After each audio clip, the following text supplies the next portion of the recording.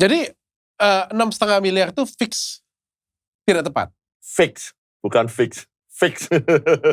Nggak ada sama sekali. Tidak ada sama sekali. Anggaran 1% pun dari disupport dari Kemenparekraf atau kan sudah diklarifikasi oleh Wamen Kemenparekraf, tidak ada bantuan finansial. Jangankan finansial, promosi aja enggak.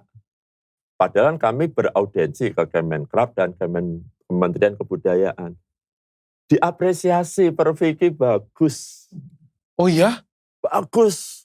That's it. Siapa gitu Pak yang bilang seperti itu?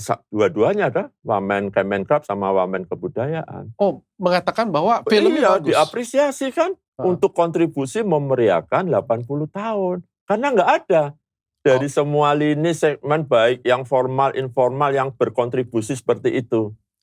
Ya kalau perusahaan memeriahkan sudah pasti.